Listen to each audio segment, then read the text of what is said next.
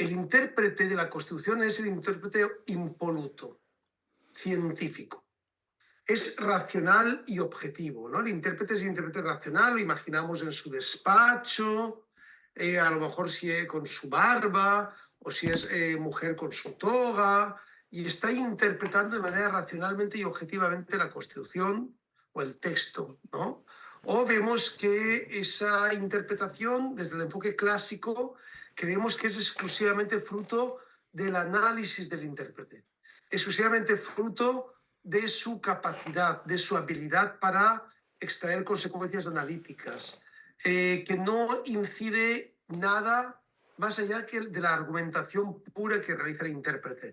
El intérprete ha leído a los grandes teóricos de la argumentación, ha leído a todos los clásicos, a los contemporáneos, mejor dicho, se conoce todo el bagaje teórico y ¡pam!, se dispone a realizar esa función de argumentación. Entonces, desde ese enfoque clásico, no hay ningún tipo de intervención de ningún elemento subjetivo en la decisión final, sino que el intérprete se aísla del mundo y solo tiene en cuenta el análisis y la argumentación, no tiene en cuenta su ideología ni los errores cognitivos, etc. Bueno, como se habrán imaginado, este enfoque clásico del concepto de interpretación, que es un enfoque que hemos heredado de la Ilustración, ¿no? de Montesquieu, el concepto de juez como boca de la ley, ¿no? Que no habla por sí mismo, sino que la ley ha hablado, entonces el juez simplemente mueve la boca para que suenen las palabras de la ley. Este concepto es un concepto totalmente falso y erróneo. El intérprete de la Constitución, el juez, la jueza, principalmente, pero cuando hablo de juez o jueza puedo hablar de otro tipo de intérpretes constitucionales. En los legisladores, la gente que está en los gobiernos, que toma decisiones, en los profesores, las profesoras, es decir, que aunque hable juez, jueza, me estoy refiriendo en general. Todos y todas los que trabajamos sobre interpretación o respecto a la interpretación, todos y todas somos personas que utilizamos la cognición para poder desarrollar nuestro trabajo. Y amigas y amigos, aquí viene el asunto, porque los procesos cognitivos son por definición erráticos. Es decir, al ser personas humanas me refiero, y al utilizar la cognición somos víctimas de los heurísticos, de los sesgos y del ruido. Por tanto, los intérpretes de la Constitución también tienen las mismas falencias que nosotros a la hora de comprender una cosa. Tienen los mismos sesgos, tienen los mismos esquemas heurísticos. Es decir, su cerebro actúa como cualquier otro cerebro humano. Porque la cognición social es una definición de cómo pensamos. Entonces, desde ya hace no tanto tiempo, pero digamos que alrededor de 30 años, un poco más, 40 años, finales de los años 70 del siglo XX, hay una serie de autores y autoras que se plantean cuál es el papel de la cognición social a la hora de decidir y tomar decisiones erróneas y cómo esto afecta en materia de interpretación en los sesgos, ¿verdad? Entonces voy a dedicar esta siguiente media hora a explicar qué son los heurísticos, qué son los sesgos y qué es el ruido. Y por tanto, para entender cuáles son los procesos cognitivos que que entran en funcionamiento a la hora de tomar decisiones, tanto los jueces, las juezas, como cualquier otra persona, ¿verdad? Para ello, es muy importante empezar por saber cómo funciona el cerebro a la hora de tomar decisiones. Y saber cómo funciona el cerebro tiene un nombre y apellidos muy importante, que es Kahneman. Daniel Kahneman. Premio Nobel de Economía, aunque sobre todo era psicólogo social, pero trabajó mucho en el marco de lo que se llamó el enfoque económico de la psicología. Kahneman, ahí lo tienen. Y que además falleció hace 3 semanas, un mes, una muerte terrible, la verdad. una gran persona que se nos fue. Kahneman, junto con Tversky, Alman Tversky también es con nombre, que no recibió el premio Nobel porque falleció antes que él, era su colaborador, pero si no también se lo hubieran dado. Kahneman y Tversky plantean la teoría de los heurísticos, que se basa en el funcionamiento del cerebro a la hora de tomar decisiones, basado en dos tipos de procesos. Lo que se llama el proceso automático o el proceso rápido y el proceso controlado o el proceso lento. Kahneman al proceso automático lo llama sistema 1, ya ven que no se calentó mucho la cabeza, y al procesamiento controlado lo llama sistema 2. ¿De acuerdo? Todo esto lo tienen, por cierto, en un maravilloso libro de Daniel Kahneman, que les recomiendo mucho, tenéis de lectura obligatoria, que es Pensar rápido, pensar despacio, publicado en ACAL, si no recuerdo mal. Fíjense ustedes que el 97% de las decisiones que tomamos, 97% de las decisiones que tomamos, las tomamos desde lo que se llama el sistema 1, es decir, el procesamiento rápido. El procesamiento rápido tiene una gran ventaja que a nivel evolutivo nos ha servido mucho, porque con eso hemos podido evolucionar como especie. Y es que gasta muy poca energía, porque no implica esfuerzo y por lo tanto es altamente eficiente. Entonces, ese pensamiento, ese sistema 1, es un sistema no intencionado, no somos conscientes de ello, está fuera de nuestro control deliberado y simplemente se produce de manera automática y nos facilita mucho la vida. Por ejemplo, la primera vez que van ustedes a cocinar espagueti boloñesa de acuerdo con la receta que yo les puedo dar de la época que viví en Italia haciendo mi postdoctorado, pues ese día, la primera vez, estarán muy cuidadosos y aplicarán la receta como yo les doy. Pero ya a partir de la cuarta o la quinta vez, ya pondrán procesamiento automático y les saldrá maravillosamente el espagueti boloñesa casi sin darse cuenta. O, por ejemplo, cuando van a manejar, las primeras clases de manejo de carro, pues están muy atentos a la señalización, al cómo funcionan las marchas, al semáforo. Pero ahora mismo prácticamente podemos manejar, llegamos a nuestra casa del trabajo o al trabajo de nuestra casa y casi no nos hemos dado cuenta porque hemos puesto el sistema 1. El sistema 1 nos permite poder estar concentrados en otro ámbito deliberado. Por ejemplo, es lo que nos permite poder estar manejando y escuchando una radio o música. Pero si se dan cuenta, cuando van a aparcar, y es un lugar difícil de aparcar, apagan todo. Apagan la radio, apagan la música, porque se van a concentrar en aparcar. Es decir, van a utilizar el sistema 2. ¿De acuerdo? Entonces, el sistema 1 es un sistema que no es consciente, que no es intencionado y que lo utilizamos en el 97% de las decisiones. Mientras que el sistema 2 es el procesamiento controlado, es intencionado, somos conscientes. Por ejemplo, cuando vayan a hacer el examen mañana por la tarde, cuando vayamos a examinarnos la asignatura, no lo hagan, por favor, con el sistema 1. Háganlo con el sistema 2. Es decir, sean conscientes de lo que escriben, sean conscientes de lo que hacen, no hagan simplemente de manera intuitiva, tal, porque les va a salir mal. ¿De acuerdo? Entonces, el sistema 2 tiene un problema, el sistema 2, que es que gasta mucha más energía y nos cansa mucho.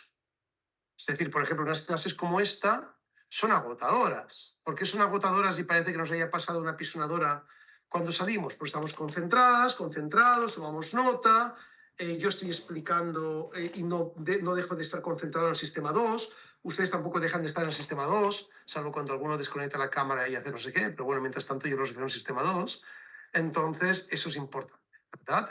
El sistema 2 gasta mucha energía. Por eso no es tan eficiente, por cierto.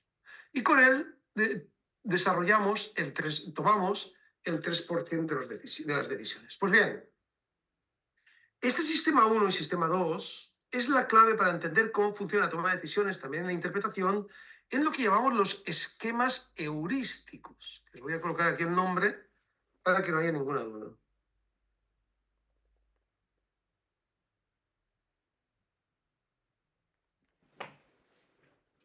¿Qué son los sistemas heurísticos?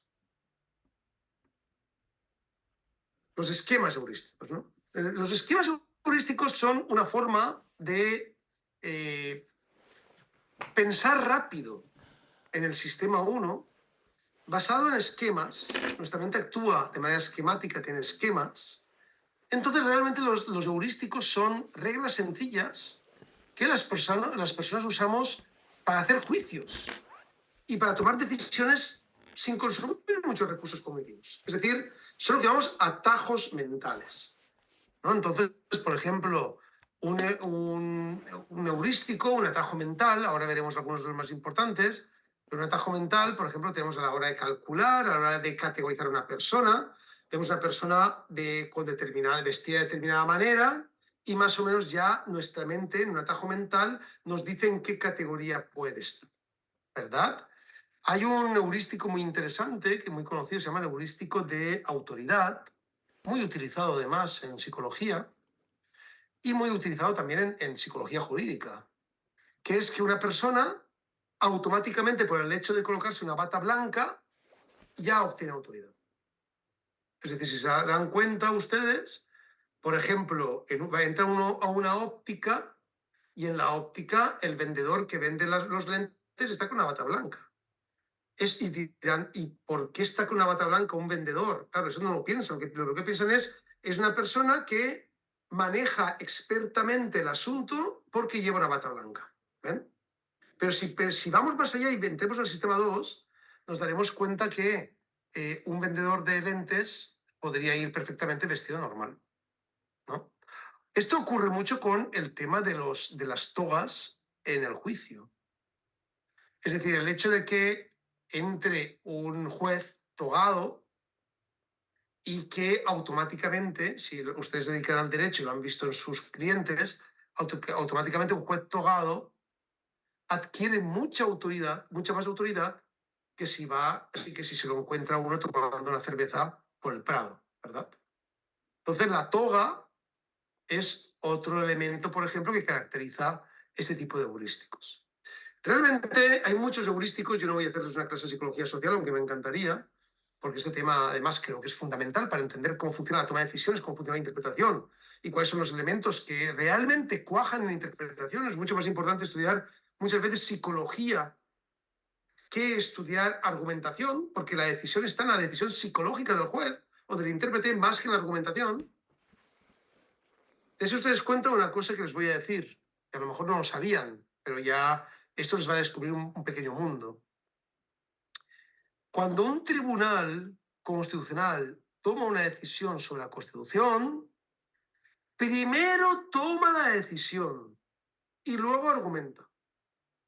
Ojo, ¿eh? No es que primero argumenta y como fruto de la argumentación toma la decisión.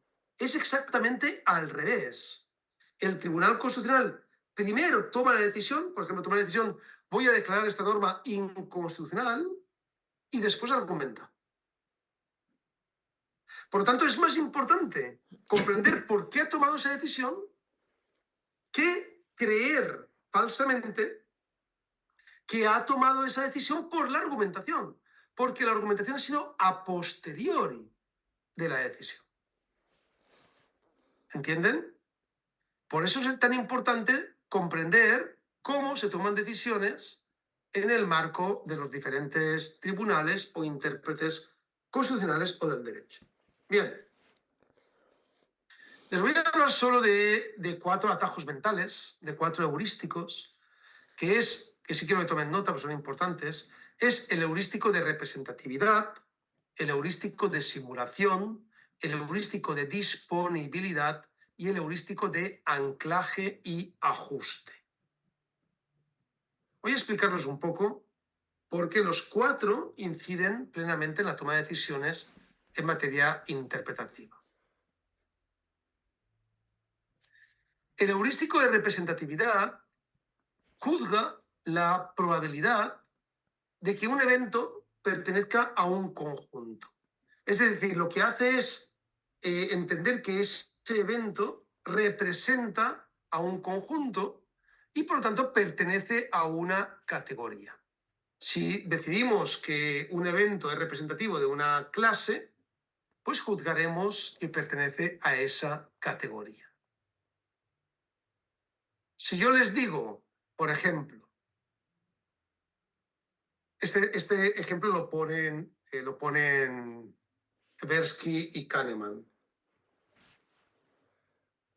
El señor Smith es un señor tímido, es una persona ordenada, es una persona tranquila, es una persona que no tiene mucho interés por el mundo real, le gusta el detalle, tiene pasión por el detalle, es muy limpio.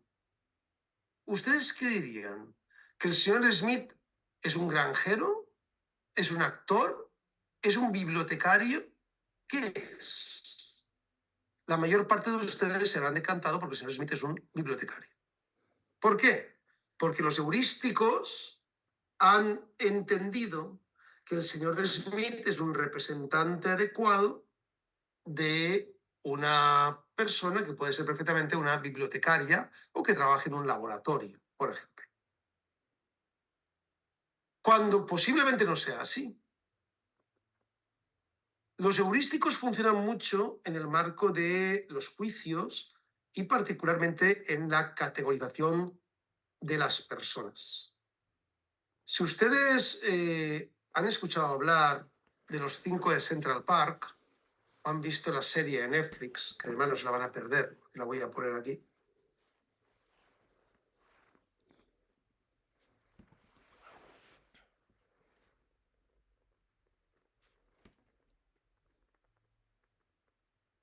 Se llama así, Así nos ven. Si ustedes conocen la historia de los 5 de Central Park, van a ver que fueron 5 chicos negros de los años 80, condenados a algunos de ellos, uno de ellos a 10 años de prisión, porque tenía ya 16 años, el resto como tenían 13, 14 y 15 años. Fueron condenados también a una década, pero no en prisión, sino en un reformatorio para niños, por haber violado a una mujer que en Central Park que nunca violaron. De hecho, cuando ya salieron de prisión, salió el verdadero culpable y lo confesó. Si ustedes ven la serie y ven el juicio, van a ver cómo en el tribunal, en el jurado que acabó tomando la decisión de condenar a estos niños de violar y casi matar a una mujer cuando simplemente estaban jugando en el parque. Al final, los heurísticos que tienen es que son negros, de familias relativamente pobres, y por lo tanto viven en el Bronx. Es decir, para ellos ya encasillan dentro del heurístico de representatividad, encasillan a la persona en que esa persona tiene que ser una persona que se porte mal y puede perfectamente haber violado y haber matado a alguien. ¿Ven? Así funcionan los heurísticos de representatividad. Y les recomiendo mucho la serie para que la vean porque les va a abrir los ojos respecto a lo que les estoy comentando. Otro heurístico importante es el que se denomina heurístico de simulación. En el heurístico de simulación estimamos más probables los eventos que tenemos más facilidad para imaginarnos que pueden llegar a ocurrir. Si somos capaces de pensar que puede llegar a ocurrir un evento, aunque sea pensamiento contrafáctico, es decir, aunque sea imposible, tendemos a pensar que ese evento es más probable, ¿no? Imaginémonos también, este ejemplo también lo pone Kahneman y Tversky. Imaginémonos que 2 personas salen de la oficina, van a tomar 2 vuelos, ¿no? En el aeropuerto del Alto, ¿no? Ellos no hablan del Alto, pero ellos sí. Van a tomar 2 vuelos, entonces los 2 salen a la misma hora y el vuelo sale a la misma hora, pero son vuelos diferentes.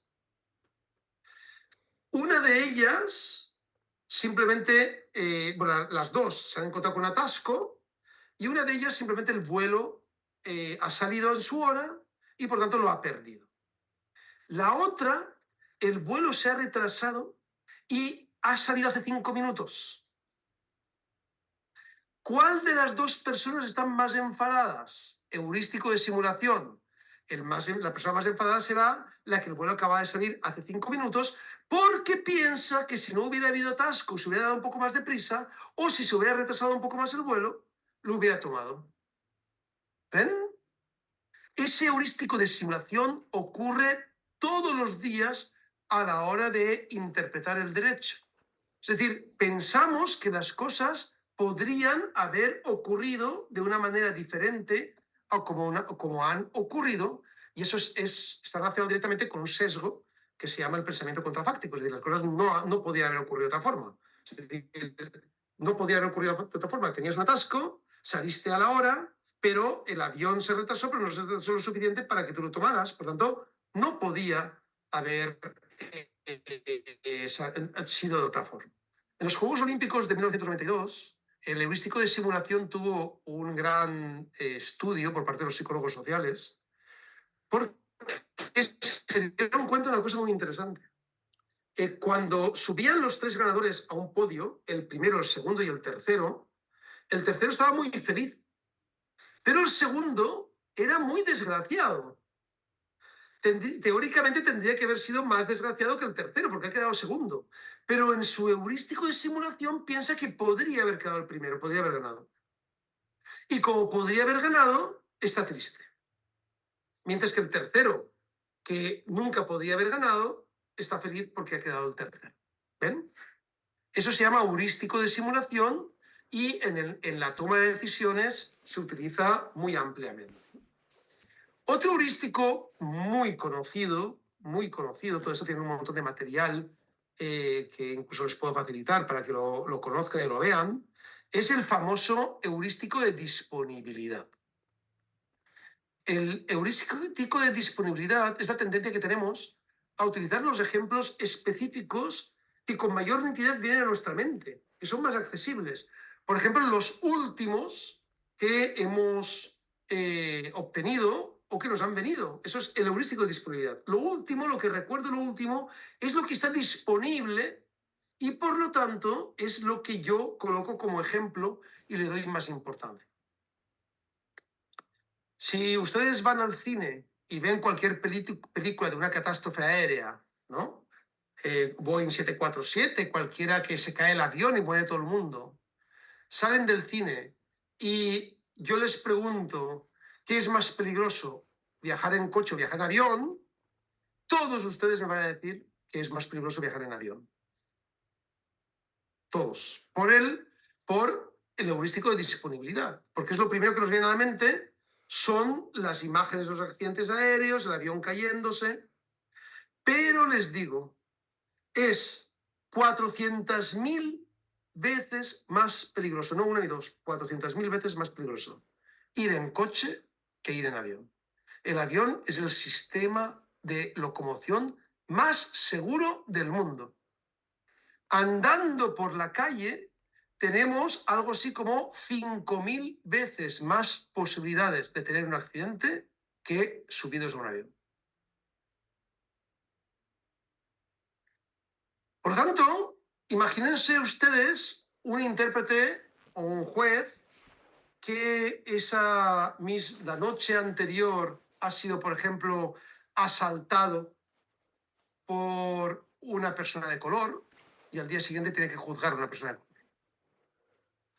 O imagínense ustedes a un intérprete de la Constitución que el día anterior ha perdido un caso que creía ganado y al día siguiente tiene que interpretar respecto a un caso parecido al que ha perdido. Como ven, el heurístico de disponibilidad está ahí. Es decir, no conocemos qué problemas ha habido en ese marco, no conocemos qué ha pasado con los jueces, no conocemos qué han vivido los intérpretes, no conocemos cómo se han formado.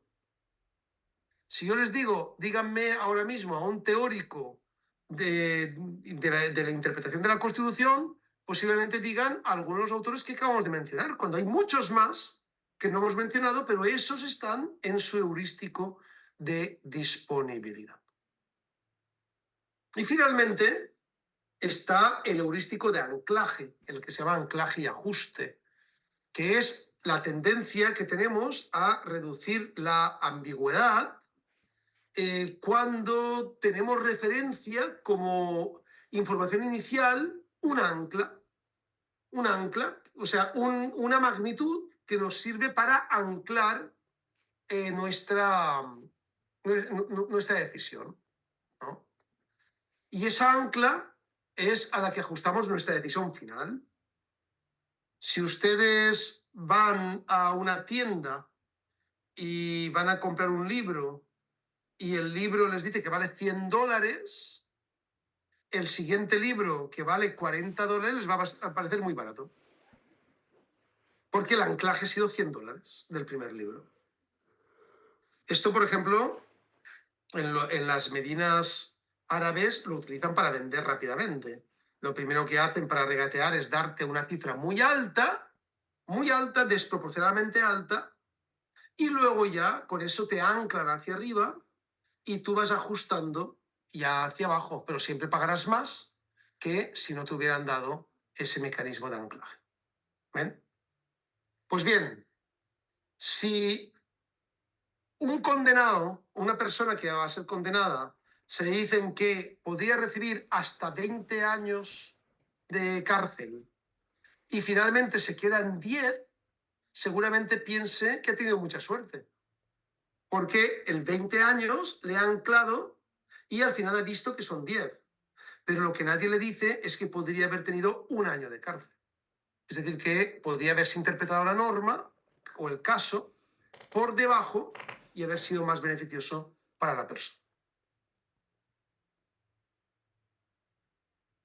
Estos 4 heurísticos que les comento, que son los heurísticos de representatividad, de simulación, el heurístico de disponibilidad y el heurístico de anclaje y ajuste, son importantísimos para entender por qué un intérprete toma la decisión que toma.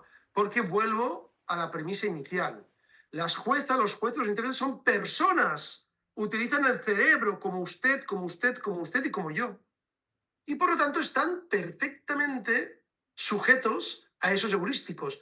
No son gente que se extrae del mundo cognitivo y que solo se dedica a tomar decisiones puramente limpias. Eso no existe. Todos y todas estamos sometidos a los heurísticos, que como no son conscientes, inciden en nuestra decisión sin saber.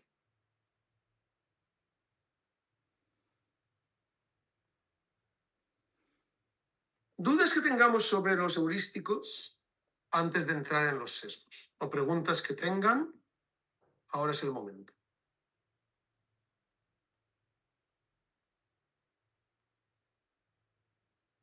Hola, ¿están ahí o no hay nadie? Porque no veo a nadie. Veo a muy poca gente. Veo a Jacqueline, a Melissa, a Pedro. Edgar un poco así... a Edgar está así como un poco brillante, turbio. Oscar, pero no veo a mucha gente. Vale, ahora ya veo que se van conectando. Por favor, los quiero en la clase, ¿de acuerdo? Dudas que tengan sobre los heurísticos y su aplicación en la toma de decisiones.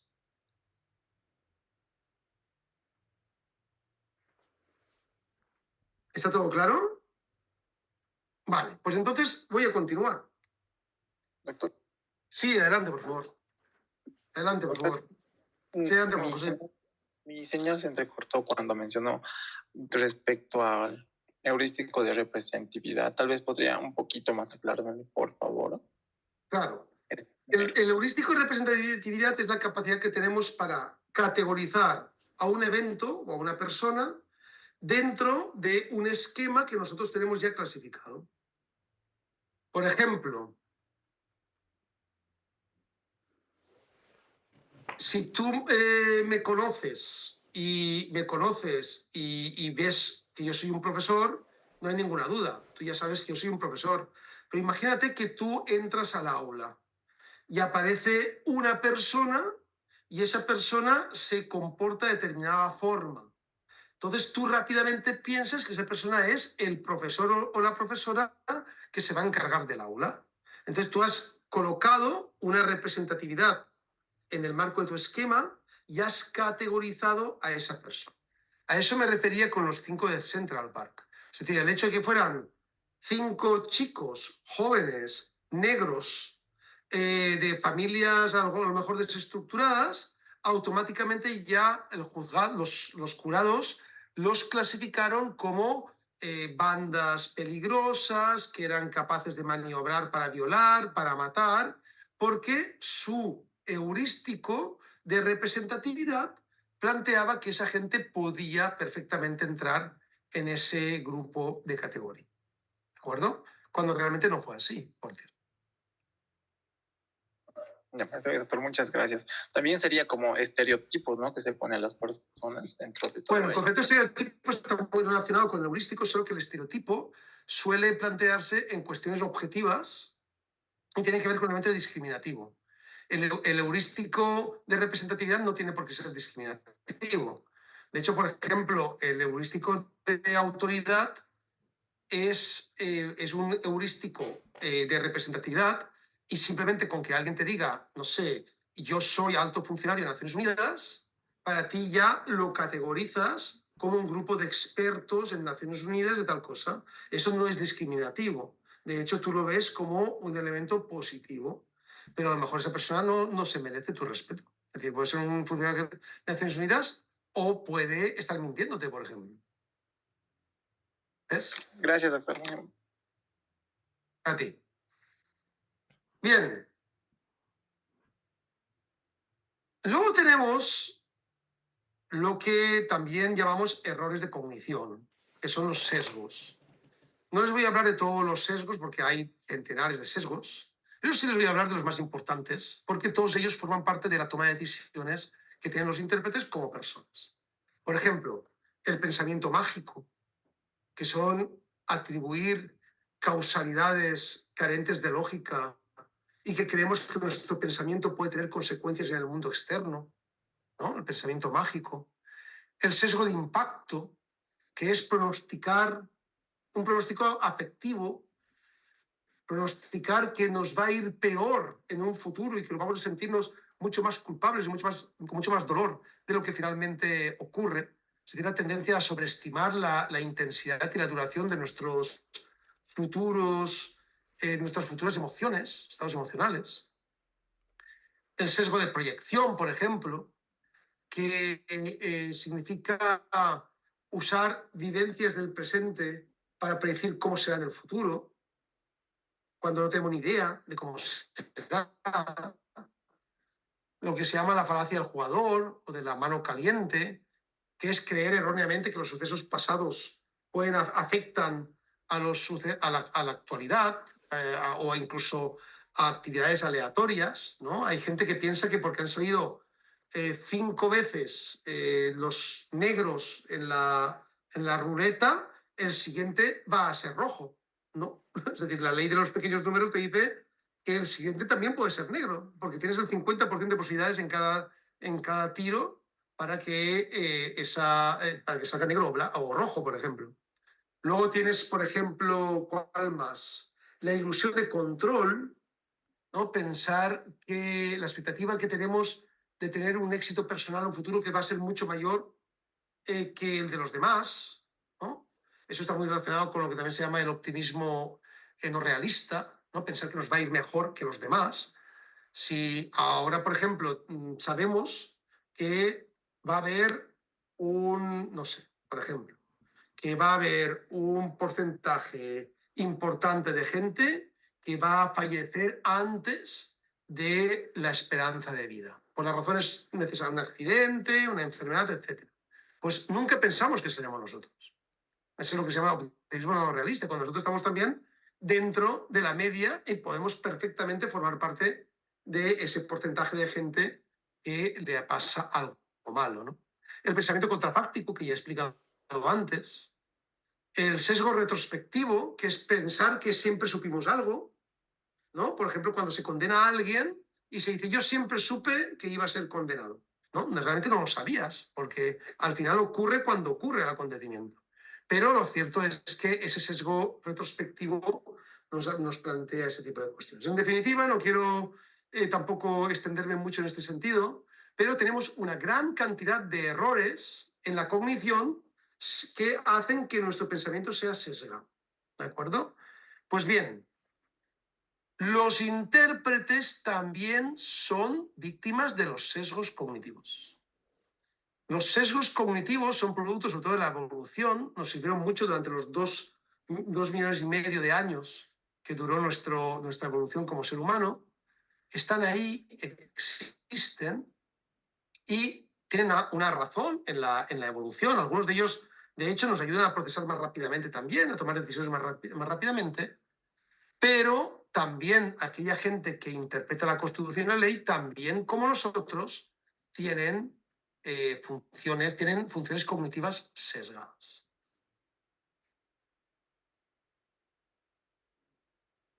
Entonces, ¿qué nos encontramos ante una persona que tiene que interpretar una norma?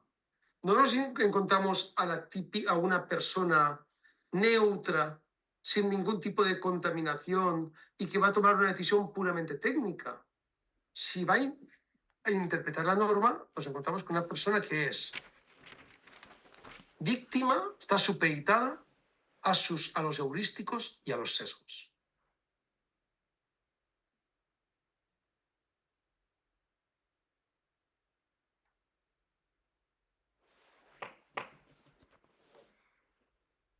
Todo esto desemboca en el problema del ruido, el famoso noise, el ruido.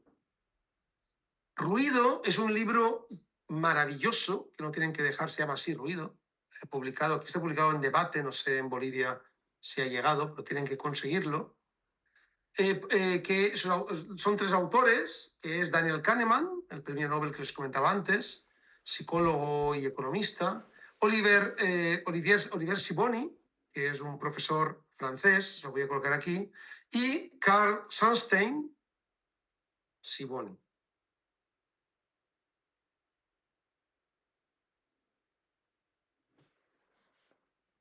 Y Carl Sunstein es el mejor construccionista del mundo, para decirlo así, claramente. ¿No? Es o por lo menos el más conocido, ¿no? El construccionista más conocido del mundo, ¿no? Entonces, los 3 publicaron hace 5 años, perdón, 17, 19, no, 7 años ya, 7 años. La edición en inglés es de hace 7 años, la edición en español es de hace 3 años. Un libro magnífico que se llama Ruido. Ruido plantea los errores en los juicios humanos, particularmente en los juicios de los jueces. Y investigaron 1,5 millones de decisiones judiciales para ver dónde están los problemas del ruido. Para entender cómo funciona la toma de decisiones y para entender cómo se podría evitar la discriminación. Lo que dicen Kahneman, Sibony y Sunstein es que existen 2 clases de error en el juicio humano. Uno es el heurístico y los sesgos, que ya he comentado antes, es decir, los sesgos y los heurísticos, apoyan la predicción, son consistentes, siempre actúan de la misma manera, tienen una explicación causal, como ya he explicado, es decir, tienen una dirección, sabemos hacia dónde van esos sesgos y esos heurísticos. Pero hay otro tipo de error cognitivo que ellos llaman ruido, que no responde a ninguna predeterminación, que son dispersos, que no hay ninguna predicción, que no tienen una hipótesis de la causa. Ellos colocan, para hacerlo un poco más visual, la diferencia entre el sesgo y el ruido sería la siguiente. Si hubiera imagínense que hay un concurso de disparo a una diana. Si todos los disparos van no al centro de la diana, sino van, por ejemplo, a la derecha, ahí hay un sesgo. Ese sesgo tiene que tener alguna explicación. Quizás el óculo, la mira de la escopeta está mal, o quizás se tuerce un poco la diana. Alguna explicación tiene que tener, es causal. Pero si cada disparo va por un lado y ninguno da en la diana, ahí no hay una explicación causal, ahí hay ruido. ¿Ven? Entonces los ruidos son errores cognitivos que no responden a una predicción, no son consistentes, no tienen una relación causal. Y lo que dicen estos autores es que la gran parte de las decisiones del mundo real suelen tener un ruido altísimo. En particular, lo que dicen es que hay un ruido especial en la decisión de los intérpretes. Y esto lo podemos ver, en primer lugar,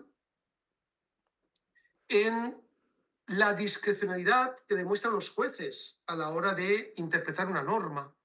Un intérprete, un juez, por ejemplo, es muy discrecional a la hora de interpretar una norma con el resto de jueces o con ellos mismos. Y, por ejemplo, en algunos casos decían ellos, decía Kahneman, que en algunos casos esta discrecionalidad se celebraba, ¿no? Es decir, que había una época en que se celebraban lo que se llamaban las sentencias a medida, porque las sentencias a medida, como hemos explicado antes, de alguna forma parece como que humanizan a la persona, humanizan a la persona que está siendo enjuiciada, entonces vemos su caso en particular. Pero el problema está que la decisión final que se tome va a tener mucho ruido, es decir, va a depender mucho de la discrecionalidad del juez. Va a depender mucho del juez que nos toque, o va a depender mucho de los ejemplos contrastados de condicionantes informales de las decisiones del juez. Por ejemplo, ustedes sabían, todo esto que os voy a decir son estudios contrastados desde el punto de vista de la ciencia de la psicología. Algunos de ellos con decenas de miles de sentencias. Por ejemplo, ¿ustedes sabían que los jueces son más indulgentes al principio del día que por la tarde? Es decir, los jueces suelen dar una libertad condicional más al principio de la mañana que por la tarde. Los jueces suelen ser más benévolos a la hora de condenar cuando la condena se toma después de haber almorzado que antes de haber almorzado. ¿Esto lo sabían? Es decir, ¿sabían que al final, o sea, creen que es normal y que es justo que la condena de una persona o la interpretación que se realice sobre un derecho de una persona dependa del estado de ánimo del juez porque ha almorzado bien o ha almorzado mal, o porque no ha almorzado? Ni se les ocurre llevar un caso penal a última hora de la tarde o a última hora de la mañana cuando el juez ya lo que quiere está cansado y lo que quiere es salir de allá. Ni se les ocurre. Es decir, cojan al juez, tómenlo bien fresco y que haya descansado bien y, si es posible, que haya disfrutado bien, porque eso les va a dar un porcentaje muy importante de casos de victoria respecto a otras posibilidades. Por ejemplo, un caso que plantea Kahneman con datos que además es alucinante. En Estados Unidos, este estudio en Estados Unidos, si el equipo local de fútbol americano, porque se hizo el estudio sobre fútbol americano, pierde un partido el fin de semana, las decisiones tomadas por el intérprete son más duras el lunes. Y en menor medida también el resto de la semana. Pero el lunes en particular, el resto de la semana también son duras, porque todavía se acuerda de la pérdida del partido y del estado emocional que eso le ha implicado. Pero son más duras el lunes. Eso es un error de comunicación, es ruido. No tiene una explicación que sea una explicación lógica, sino son explicaciones que tienen que ver con el ambiente, con el estado de ánimo, tienen que ver con la temperatura, tienen que ver con el día que es. En Francia, un estudio de 6 millones de sentencias durante 12 años demostró que, en el caso francés, los jueces son más indulgentes en la condena si el día que dicen en la condena es el cumpleaños del acusado. Si el día que dicen la condena es el cumpleaños del acusado, los jueces son más indulgentes. Esto es ruido. No tiene ningún sentido que mis años de cárcel o la interpretación de mi derecho acabe dependiendo de si coincide mi cumpleaños o no el día que el juez toma una decisión. Por no hablar ya de la temperatura. En el caso Kahneman también plantea un caso también muy conocido, basado en 207.000 decisiones de tribunales de inmigración americanos, que dicen que cuando fuera hace calor es menos probable obtener el asilo. Es decir, en Estados Unidos, cuando hay calor en la calle, las sentencias son más duras. Esto, amigas y amigos, es ruido y incide directamente en la toma de decisiones del intérprete. Directamente. Por eso les decía que muchas veces lo que tenemos que hacer es enfocarnos más desde otros ámbitos, como la psicología, por ejemplo, para entender cómo se toman las decisiones, que en la argumentación, que finalmente lo que hace es justificar las decisiones ya tomadas. Pero la decisión está plagada de heurísticos, sesgos y ruido.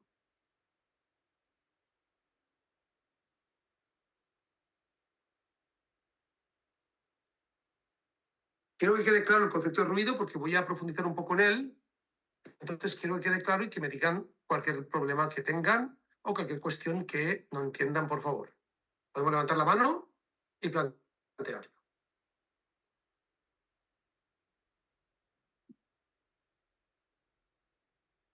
¿No hay ninguna pregunta? Adelante, por favor, sí. ¿Está Telma? Y Richard, Telma, por favor. Doctor, entonces nos estaríamos abarcando a lo que Ferry estaba planteando en el periodo anterior, de que los criminales son en función a las condiciones climáticas, a las condiciones socioeconómicas. Entonces, más o menos que lo estamos planteando de esta manera. No, al contrario. No son los criminales, es la decisión que toma el juez, con independencia de que se haya producido o no el hecho. O sea, la decisión que toma el juez, la que está sesgada y la que cae en un ruido terrible, y depende muchas veces del estado de ánimo del juez, de si ha comido bien, de si tiene el estómago lleno o el estómago vacío, pero no es el caso del criminal, es el juez el que está imbuido por esa decisión. Basado en el entorno socioeconómico también. Puede serlo. Es decir, si por ejemplo imaginémonos que el juez proviene, este ejemplo también lo plantean los autores, imaginémonos que el juez proviene de una familia pobre, de un barrio pobre y que se ha ido construyendo como un juez, ya respetado. Posiblemente tenga mucho más benevolencia en la interpretación de los derechos a favor de las personas marginadas, las personas pobres, que un juez rico que alguna vez fue asaltado por una persona pobre. Ese juez rico que alguna vez, por ejemplo, imagínate que su hija fue violada por una persona de un barrio pobre. Entonces seguramente tiene ya colocado ahí su estigma y aplica ese tipo, sin que sea consciente, aplica ese tipo de ruido a sus decisiones. Ya, doctor, muchas gracias. Richard, adelante, por favor. Doctor, entonces, con lo que usted nos dice, fuera de la argumentación jurídica que se puede dar en cualquier causa, es muy importante entonces conocer, digamos, la vida intrínseca de cada juez.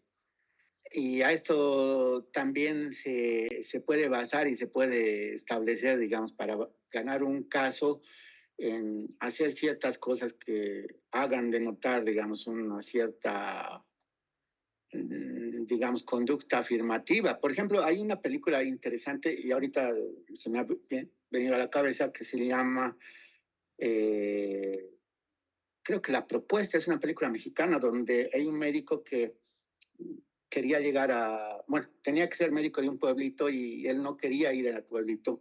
Y lo que hacen los del pueblo es agarrar y lo llevaban cada vez al puerto y casualmente se encontraba $20.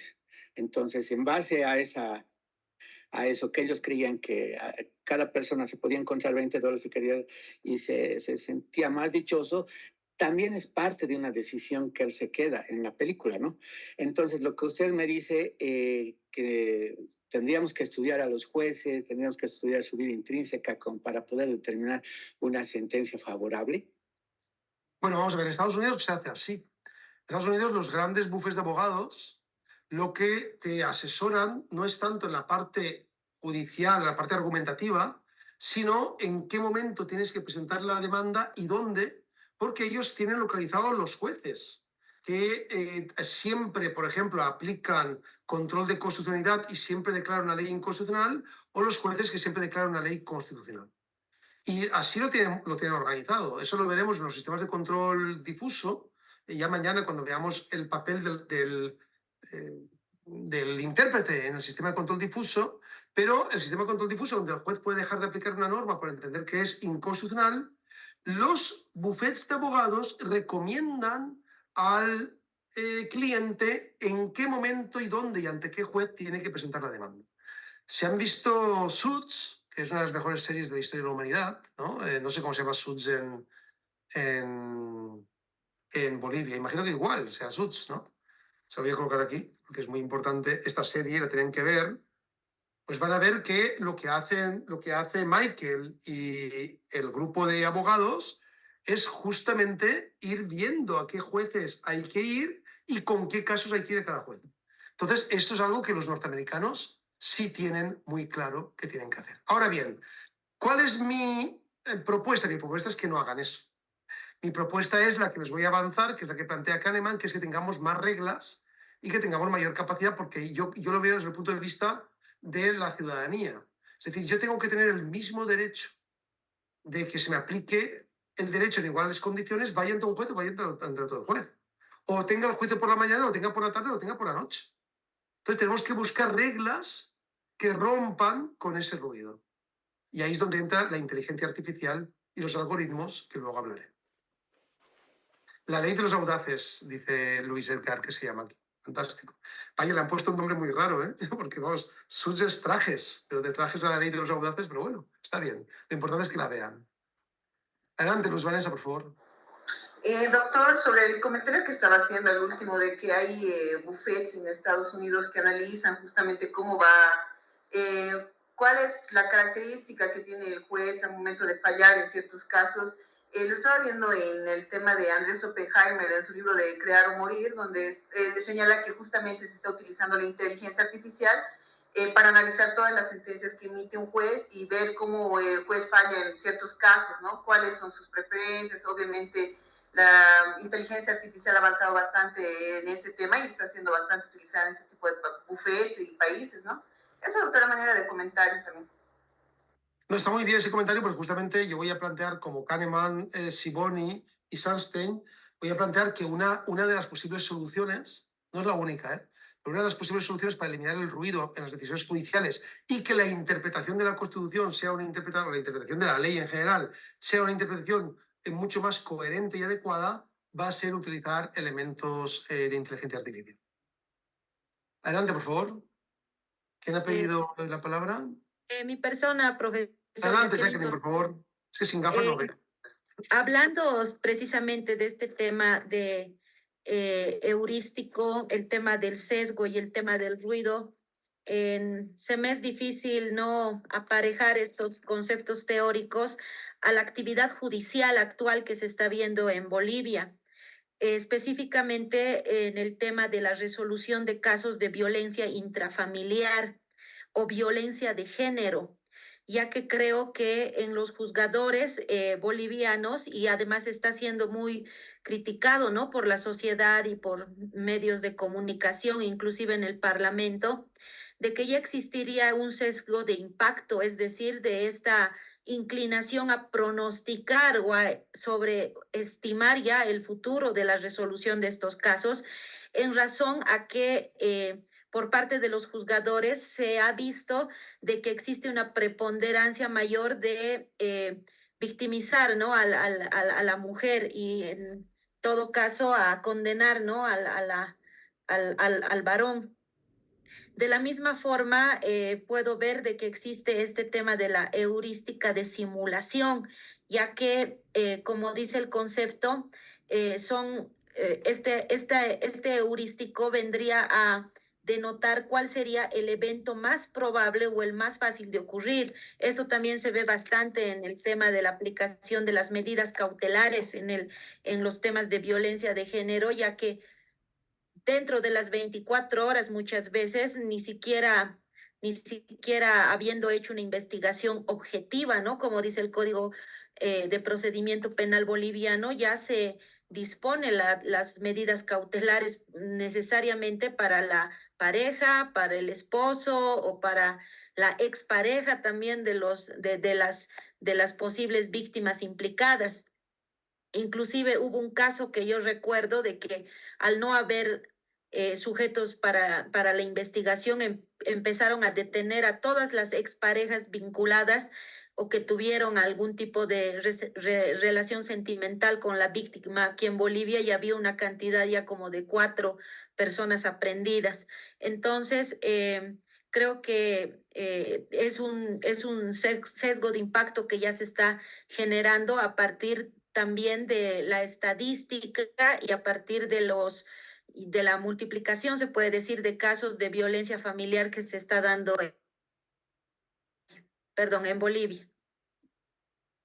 Qué interesante lo que planteas, Jacqueline. De hecho, te digo, eso es un tema de tesis doctoral, ¿eh? Yo creo que ahora ya en sus tesis de maestría están todos ustedes encarrilados, pero cuando hagan el doctorado, que varios y varias de ustedes lo van a hacer, no me cabe ninguna duda, y allí nos vamos a ver, un tema de tesis doctoral que tendría mucha enjundia y mucha repercusión en el país sería aplicar los heurísticos y los sesgos en el análisis de sentencia en Bolivia. Por ejemplo, tomar una serie de juicios muy particulares como los que comentas y entender por qué se aplican ese tipo de sesgos y cuál es la hipótesis, ¿no?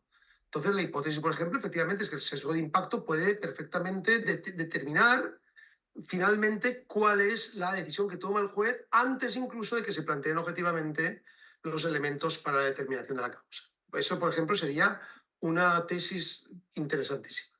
Así que enhorabuena por la propuesta, querida Jacqueline. Gracias, doctor. Bien, Pedro, creo que no había otra palabra antes que Pedro, ¿no? ¿O era Pedro? Ya, pues Pedro, adelante, Pedro. Sí, doctor, con relación a lo que nos hablaba del ruido, esto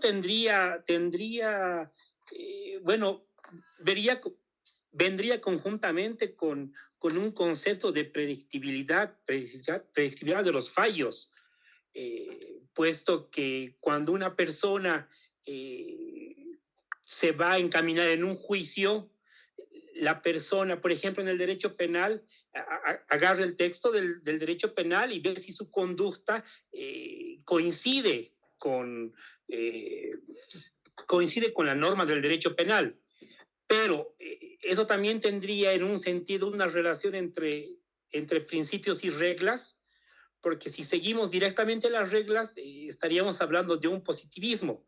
Pero si nos inmiscuimos en los principios, cuando vamos a un juzgado, tendríamos que estar atentos con este ruido, porque si caemos en un juzgado A o caemos en un juzgado B, los jueces van a tener diferente tipo de razonamiento, según su vivencia, como usted nos decía, según su experiencia. Es posible que algunos jueces utilicen la ponderación y le den más peso a esta, y en un juicio que para nosotros aparentemente tendría que ser tal vez fallado de esta manera, el juez va a poder, por el medio de ponderación, adjuntar más principios, y entonces ya no perderíamos esta predictibilidad del derecho, porque ya no estaríamos entrando con una norma segura, porque tendríamos que pensar si tal juez va a meter más principios o no va a meter,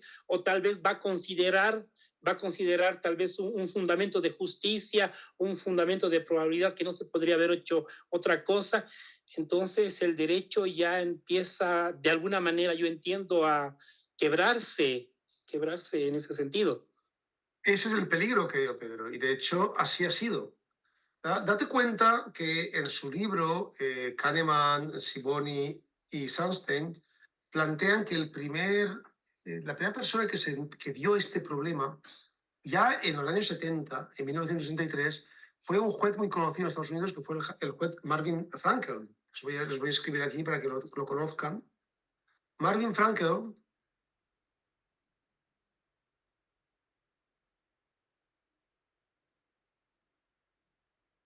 ahí está.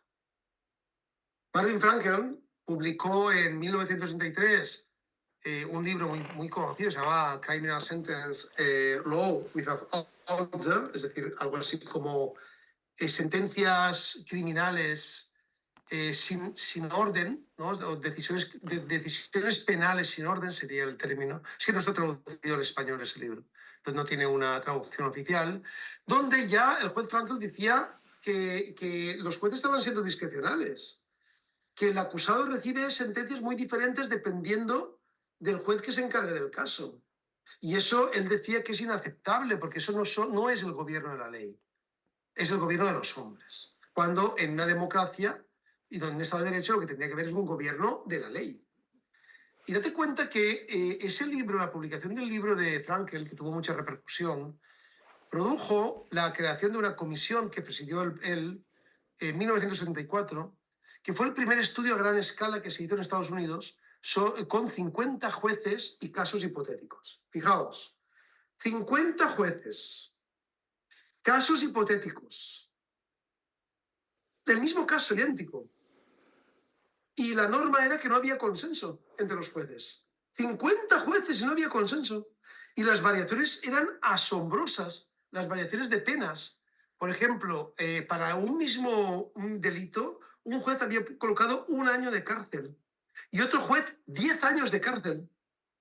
Para otro delito, un juez había colocado 5 años de cárcel y otro juez 18 años de cárcel.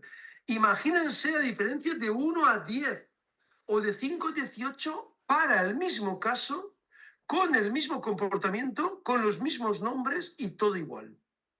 Entonces, claro, ahí se levantó la liebre. Se dijo, ¿pero qué está pasando? Y fue cuando los norteamericanos intentaron buscar un código de reglas para bajar ese tipo de discriminación que luego Kahneman llamó ruido, pero esas reglas fueron desechadas por los jueces. Los jueces dijeron que eso les obstaculizaba en su función de creación de justicia y que eso era como deshumanizar a la persona que estaba allí acusada. En definitiva, que los jueces lo desecharon. Lógicamente, pero los jueces, a ver, compañeras y compañeros, los jueces quieren tener poder más allá de la ley. Y porque entienden que su función es una función que no es simplemente aplicar la ley, es una función de hacer una justicia, de hacer no sé qué, entonces saltan la ley y van más allá de la ley. Y eso es enormemente peligroso. Por eso la pregunta no es, querido Pedro, si nos tenemos que conformar con eso. La pregunta es cómo vamos a evitar el ruido y cómo en una maestría de Derecho Constitucional tenemos que aprender los mecanismos que vienen en el futuro para evitar el ruido, porque este debate llegará también a Bolivia. Llegará también a Bolivia, como ha llegado a Europa, como ha llegado a Estados Unidos, llegará a Bolivia. Y ustedes ahí tendrán que tomar decisiones en ese marco. Gracias, doctor. Gracias a ti, querido amigo. Bien, si no hay más preguntas, voy a continuar. Voy a hablar del análisis del ruido. Todo el mundo tiene claro qué es el ruido, ¿verdad? No hay ninguna duda, y la diferencia entre ruidos y sesgos. Cuando todos los disparos dan a una parte de la diana, eso es un sesgo. Cuando están dispersos y no hay una causa, eso es un ruido. ¿De acuerdo? El ruido no tiene no tiene causa en un sesgo cognitivo, sino tiene causas emocionales incontrolables que no podemos predecir. No podemos predecir si el juez ha comido o no. No podemos predecir si el juez tiene una hija con un problema que luego eso le va a repercutir a la hora de tomar decisiones. Eso no lo podemos predecir, ¿de acuerdo? Eso es el ruido. En el libro Ruido, Kahneman, Sibony y Sunstein diferencian entre lo que llaman ruido de nivel y ruido de patrón. Esto es muy importante. El ruido de nivel son desviaciones de las decisiones de los distintos jueces respecto al nivel medio de los juicios. Es decir, son desviaciones respecto al nivel medio. Por ejemplo, se ha demostrado que los jueces del sur de Estados Unidos aplican sentencias más severas que los del norte. Entonces, si hacemos una media de cuál es la condena que se coloca entre los jueces norteamericanos por determinado acto ilícito, y hacemos una media, vemos que la desviación de la media de los jueces del sur es más severa, o sea, es mayor condena que los jueces del norte. Eso es lo que llaman nivel, el ruido de nivel. Y es muy importante porque ese ruido de nivel lo que nos está planteando es que existe una media y intenta entender que hay gente que se sale de esa media, que se desvía de la media. Y luego está lo que ellos llaman ruido de patrón. Ruido de patrón, muy interesante el ruido de patrón, porque el ruido de patrón está relacionado con la variabilidad de las decisiones de los jueces en casos concretos. Es decir, vas a un caso concreto y en ese mismo caso un juez dice una cosa, otro juez dice otra cosa y otro juez dice otra cosa. Los casos hipotéticos que hemos dicho antes que estudiaba Frankel. De hecho, dentro del ruido de patrón hay un típico ruido que llaman ellos ruido de ocasión. El ruido de ocasión es la variabilidad en las decisiones del mismo juez en las mismas condiciones. Fíjense ustedes el ruido de ocasión, lo que implica. A un juez hoy le plantean un caso hipotético y dice que la pena son 5 años. Dentro de 3 meses, eso está comprobado científicamente, dentro de 3 meses le ponen el mismo caso, solo le cambian los nombres para que no se acuerde de los nombres, y la pena es con una diferencia de hasta el 60% respecto a la primera que puso. Por lo tanto, el problema del ruido de ocasión no está en el caso, ni en la persona acusada, está en el juez, que una vez es más benevolente y en el mismo caso, en otra ocasión, es más duro. ¿Ven? Por eso es tan importante entender que la interpretación de la Constitución está sometida a diferentes ruidos. A un ruido de nivel, que tiene que ver con la media entre todos los jueces, y a un ruido de patrón, que tiene que ver con cada uno de los jueces en cada caso que toman decisiones variables diferentes. Incluso el mismo juez, ante el mismo caso, en diferentes momentos, toma decisiones diferentes.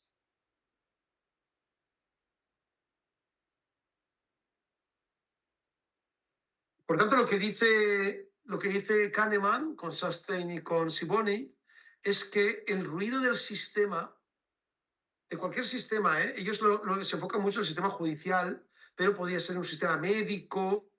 El ruido en la decisión médica es enorme, es decir, enorme. El hecho de que, por ejemplo, entre 10 médicos puede haber una desviación de hasta un 53% en los diagnósticos. Imagínense, eso es un ruido enorme. O puede ser en las empresas, ellos lo amplían a todos los casos, pero se centran en particular en los jueces y en el mundo del derecho. ¿De acuerdo? Entonces ellos dicen que el ruido del sistema al cuadrado es el ruido de nivel al cuadrado más el ruido de patrón al cuadrado. Y por tanto ese ruido del sistema se lo definen como la variabilidad no deseada en los juicios de un mismo caso por parte de varios individuos. Bruce, adelante, por favor. Sí, Muchas adelante, gracias. Muchas gracias. Este ruido también se puede dar a modo de comentario, ¿no? En las defensas de tesis, un docente me decía, ojalá que te toque tu tribunal que defiendas en la mañana, porque en la tarde los docentes ya están cansados y mira que te puede ir mal. Se puede dar también... Totalmente de acuerdo. Yo por eso, mi querido Bruce, siempre corrijo las pruebas después de una buena comida. Gracias. Pero tienes toda la razón.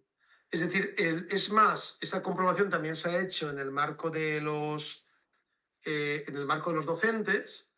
Entonces, el mismo examen valorado por diferentes docentes, hay una desviación enorme de la media, ruido de nivel.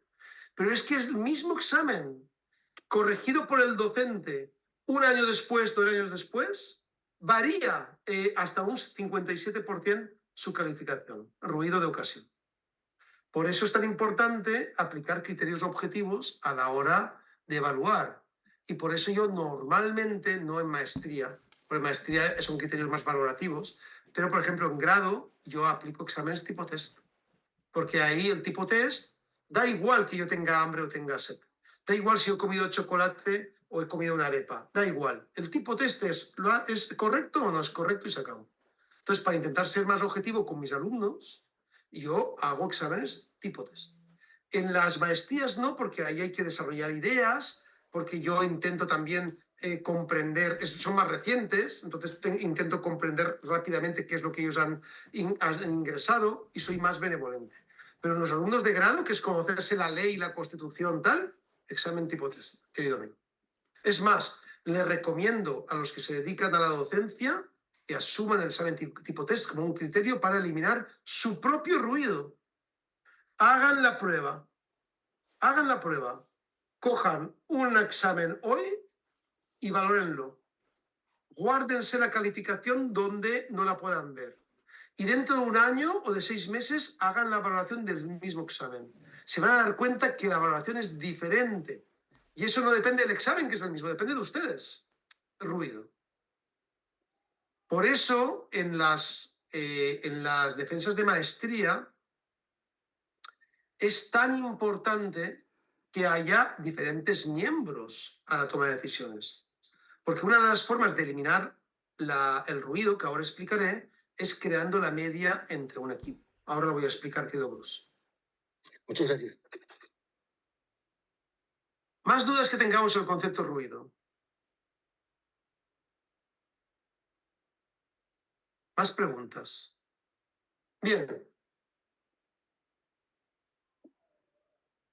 ¿Qué es lo que proponen estos autores para evitar el ruido? ¿Eliminarlo o para disminuirlo? En primer lugar, en relación con lo que comentaba antes Pedro, ellos piden más reglas y menos principios. Todo el mundo sabe que es una regla y que es un principio, ¿verdad? Y si no lo saben, yo simplemente lo voy a recordar. Hablamos de regla en el derecho cuando existe una relación silogística entre un supuesto de hecho y una consecuencia jurídica. Repito porque esto es muy importante. En el derecho hablamos de regla cuando existe una relación silogística entre un supuesto de hecho y una consecuencia jurídica. Si yo digo que nadie puede ser detenido preventivamente más de 24 horas, eso es una regla. ¿De acuerdo? Pero un principio no es una regla.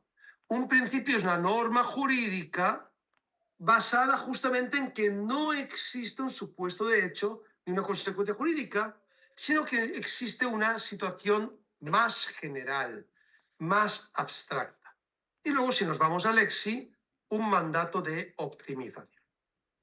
Entonces, por ejemplo, en relación con que nadie puede ser detenido preventivamente más de 24 horas, tendría que es una regla, tenemos un principio que es el principio de libertad. El principio de libertad es un principio. El límite de 24 horas para la detención preventiva es una regla. El derecho a la vida, ¿qué es? ¿Una regla o un principio? ¿Qué es el derecho a la vida? Un principio. Un principio. La prohibición de la pena de muerte, ¿qué es? Una regla. Una regla. ¿De acuerdo? Una regla. El derecho a votar, perdón, el principio de democrático, ¿qué es? Ya lo he dicho yo, es un principio. Que todo el mundo puede votar cuando tenga 18 años es una regla. ¿De acuerdo?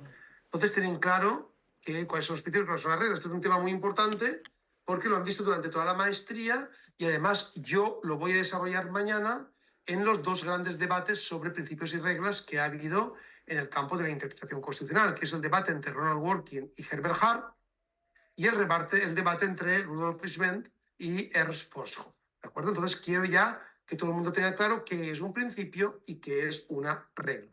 ¿De acuerdo? Pues bien, lo que comentan Kahneman y sus colaboradores es que son siempre preferibles las reglas a los principios.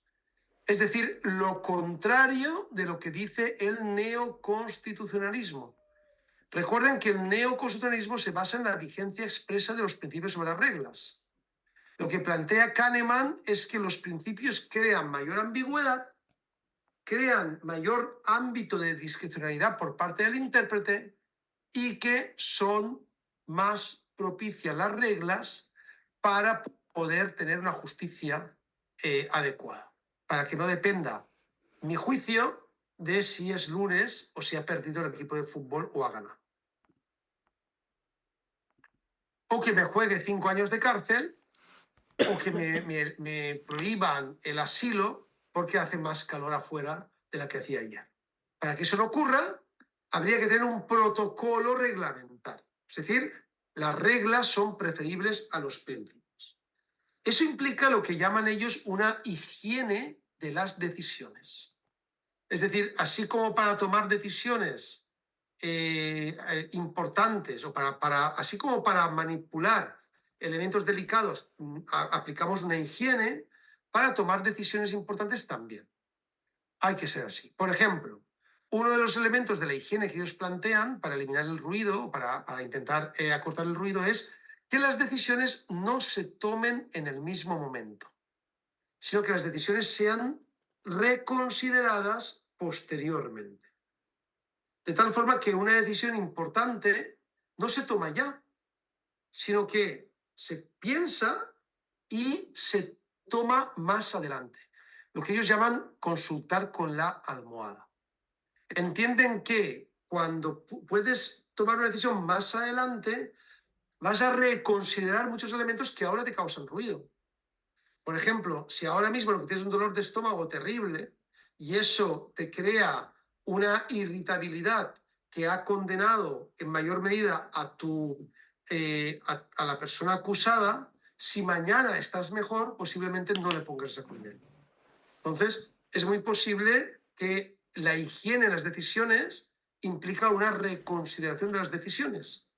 Esto en el marco de la interpretación es importantísimo, porque yo estoy convencido que la decisión no se tiene que tomar en un mismo acto. La decisión tiene que calibrarse para poder entender que la mejor interpretación es la que podrá mirarse, podrá reanalizarse días después. Higiene en las decisiones. Primer elemento importante. Segundo elemento importante, algo que ellos han demostrado que es mucho mejor. Crear un equipo que tome la decisión y obtener la media del equipo. Esa media del equipo suele parecerse, de hecho se parece mucho, al nivel, a la media de nivel, y por tanto reduce el ruido de nivel. Por eso siempre los autores dirán que es mejor que haya un tribunal formado por muchos magistrados y magistradas que un tribunal formado por pocos magistrados o magistradas y peor todavía un juez o jueza. Cuando es un juez o jueza, la decisión se puede desviar muchísimo. Cuando es un grupo de magistrados o magistradas, la decisión se va a calibrar en la media de esas personas y siempre habrá una decisión más razonable. Esa es una razón por la cual yo considero que existe epistemológicamente una mayor calidad de las decisiones en los sistemas de control concentrado que en los sistemas de control difuso. En los sistemas de control difuso es el juez o la jueza únicamente los que deciden si la norma es o no es constitucional. Y lo deciden a su libre discreción. Y por lo tanto están sometidos a todos los ruidos que hemos hablado, además de todos los sesgos y todos los heurísticos. Cuando la decisión la toman un grupo de magistrados, 9, 10, 12, ya no es así. Cuando son 9, 10, 12 magistrados, la decisión se consensúa, las sentencias se revisan por todos, es mucho más fácil observar y detectar los errores cognitivos y también los errores de argumentación, por cierto, y por lo tanto la decisión va a ser más saludable.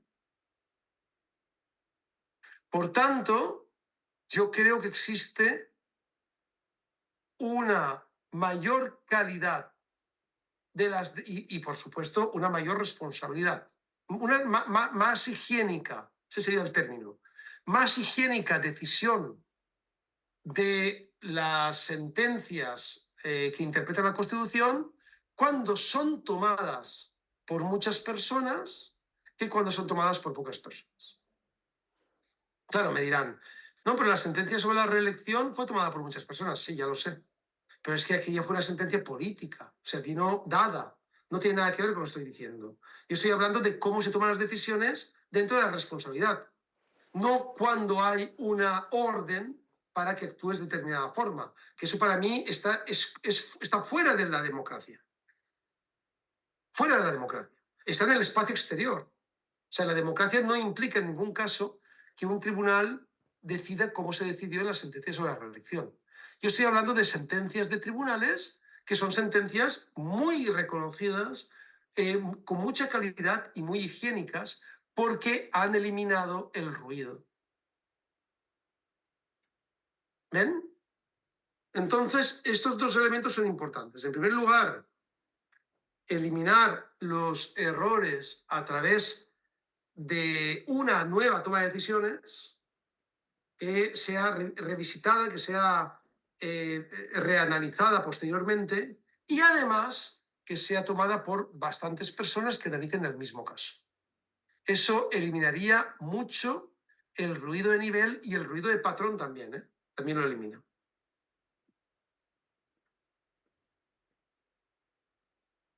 ¿Qué pasa en los sistemas donde hay un juez que tiene que decidir? Porque por economía de medios al final y por recursos limitados tiene que haber un juez, una jueza. ¿Qué pasa en esos casos? Bueno, Kahneman, Sibony y Sunstein plantean la necesidad de ir utilizando los algoritmos de aprendizaje automático. Ellos dicen que los algoritmos de aprendizaje automático, lo que solemos llamar inteligencia artificial, funcionarán mucho mejor que los humanos. Eliminarán los errores humanos. ¿Por qué? Porque los algoritmos, el resultado es el mismo, haga calor, haga frío, hayamos comido, no hayamos comido, haya ganado nuestro equipo la alianza o no haya ganado la alianza, por ejemplo. Entonces, da igual. Para el algoritmo es exactamente lo mismo.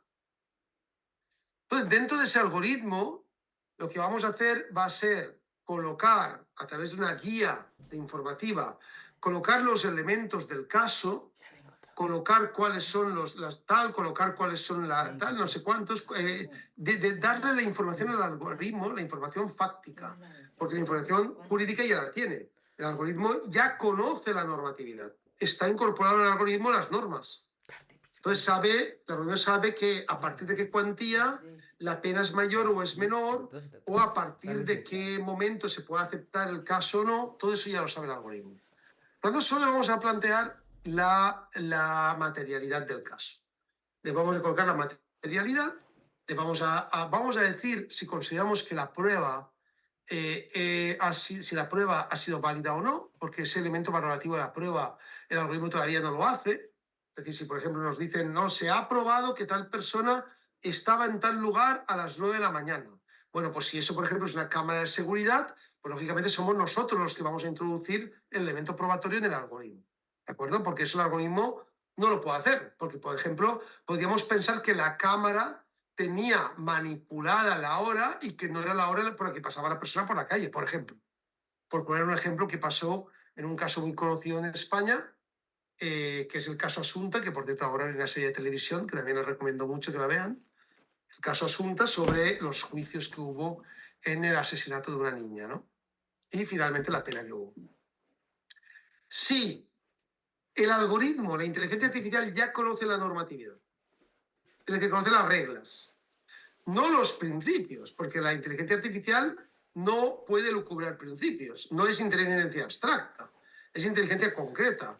Por lo tanto, si ya conoce las reglas y nosotros le incorporamos los elementos materiales de validez, es la propia inteligencia artificial la que nos otorga el resultado, aplicando las reglas. Esto que puede parecer una locura ya se está aplicando en algunos lugares. En Estonia, es verdad que Estonia es una república báltica, una república muy particular. En Estonia, por ejemplo, hace años que no votan con papel, que votan con votación electrónica. Tienen, por ejemplo, su DNI, su carnet de identidad es electrónico, ya ha desaparecido el carnet físico. Es decir, que es una república muy particular, muy avanzada tecnológicamente. Y ellos, por ejemplo, ya han puesto en marcha desde hace 4 años lo que llaman los jueces robot. De hecho, es obligatorio acudir a los jueces robot para todas las reclamaciones judiciales de menos de 7.000 euros, que son algo así como 60.000 bolivianos, más o menos. Entonces, para los casos en los que haya una solicitud, los casos civiles, los penales todavía no lo aplican, ¿eh? Los casos civiles en los que haya una solicitud, una responsabilidad de menos de 7.000 euros, ya es todo por inteligencia artificial. Y el robot que te da la condena ya es un robot que aplica los logaritmos, y es un robot que va aprendiendo, y es un robot que proviene de la inteligencia artificial. Y por cierto, están muy contentos con la prueba piloto. En el caso de Estados Unidos, por ejemplo, la inteligencia artificial no te da la solución, pero te da recomendaciones de sentencias en varios estados norteamericanos. En estados como Nueva York o como en Rhode Island, la inteligencia artificial, que es obligatorio su uso en los juzgados, te dice que entiende que esta sentencia tendría que ir de esta manera y te da la recomendación. El juez puede desmarcarse de la recomendación, pero tiene que motivarlo mucho porque se desmarca de la recomendación. Y en todo caso, lo normal que hace el juez es adecuarse a la recomendación. En definitiva, la interpretación tiene que eliminar los ruidos. Y para eliminar los ruidos tiene que entender que detectar lo que hemos llamado las soluciones alternativas o razonables es una cosa que podemos hacer perfectamente a través de un análisis lógico y a través incluso de procedimientos como la inteligencia artificial. Luego ya el elemento valorativo, si finalmente declaramos el aborto constitucional o no, o si declaramos la pena de muerte constitucional o no, o si declaramos, no sé, por poner otro ejemplo que hemos puesto esta mañana, el matrimonio igualitario constitucional o no, ya sea un elemento valorativo que harán los jueces. Pero eliminar los candidatos positivos y los candidatos negativos y centrarse en determinar cuáles son los candidatos neutros, eso es algo que puede hacer perfectamente la inteligencia artificial. Desde ese punto de vista, yo creo que vamos hacia un uso muy adecuado de la inteligencia artificial, en todo caso ante un uso de decisiones más compartidas entre elementos, entre equipos, es decir, entre tribunales, más que jueces únicos, unipersonales, y también creo que cuando sean jueces unipersonales, será realmente un juez robot el que acabará tomando las decisiones en ese caso.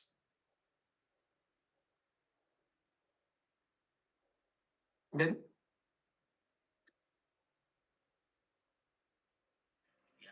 Y de esa forma eliminaremos una gran parte del ruido.